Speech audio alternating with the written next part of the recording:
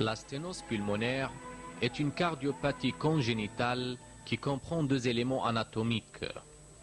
Le premier élément est un obstacle à l'éjection du ventricule droit. Le second est l'existence d'un septum interventriculaire intact.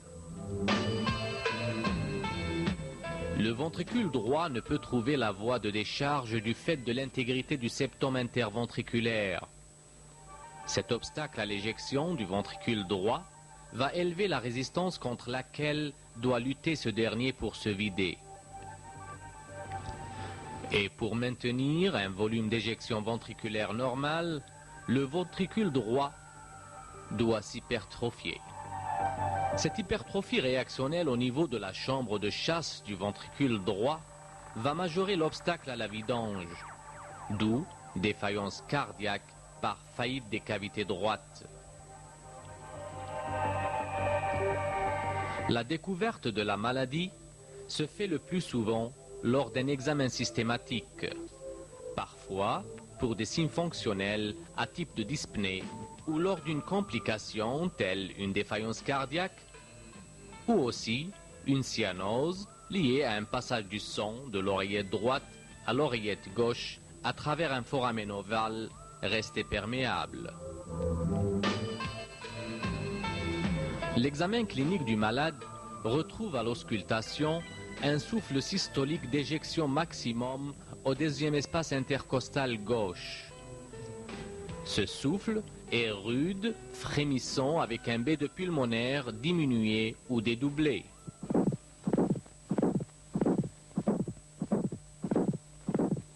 Un téléthorax pris de face chez le même patient montre une dilatation du tronc de l'artère pulmonaire. L'électrocardiographe enregistre une surcharge systolique du ventricule droit.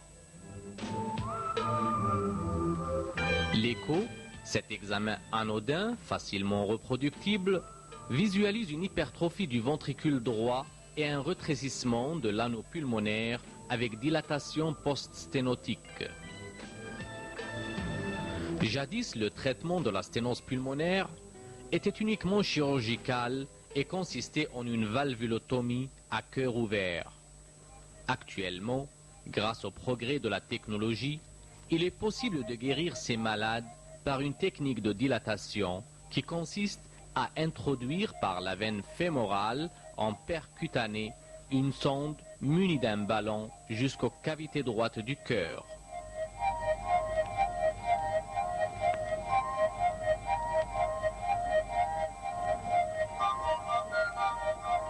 Sous contrôle électrique et radioscopique du malade, la sonde est introduite après anesthésie locale.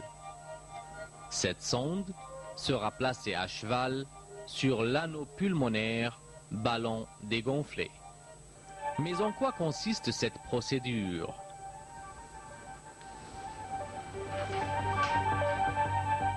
La procédure est simple. Dans un premier temps, la ventriculographie droite de profil permet de mesurer la taille de l'anneau et d'apprécier la qualité des valves sigmoïdes.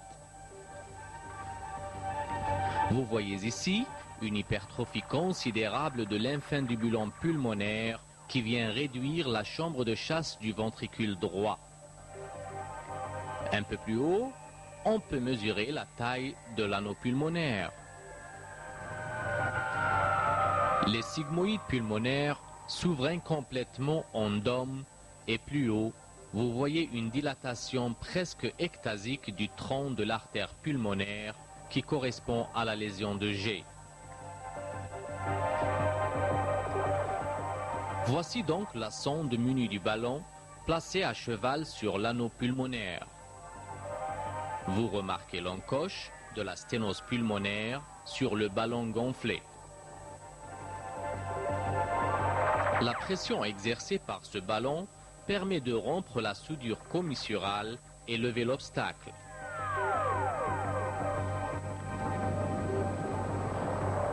Une deuxième dilatation est réalisée afin de s'assurer de la qualité du résultat. Vous remarquez qu'il y a une disparition de l'encoche sur le ballon gonflé.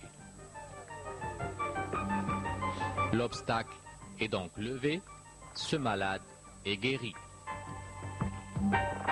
Cependant, les résultats de ces dilatations ne sont pas toujours excellents.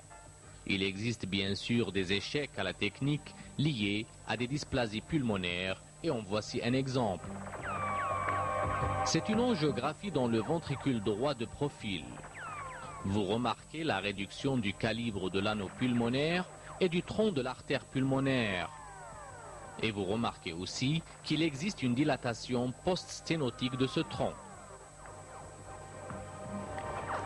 La deuxième remarque est l'épaississement anormal des sigmoïdes pulmonaires témoignant d'une dysplasie valvulaire. Ce cas est une mauvaise indication à une valvuloplastie. Comme précédemment donc, le ballon est placé à cheval sur l'anneau pulmonaire et puis gonflé. Contrairement au cas précédent, l'encoche liée à la sténose pulmonaire ne disparaît pas complètement. Une deuxième tentative est réalisée, puis une troisième, et on remarque toujours la persistance de l'encoche. Ce cas constitue malheureusement un échec à la valvuloplastie. Ce malade doit donc subir une intervention chirurgicale à cœur ouvert. Mais quelle que soit la sténose, l'angioplastie pulmonaire par voie percutanée restera toujours la première tentative et son succès dépendra toujours du progrès de la technologie.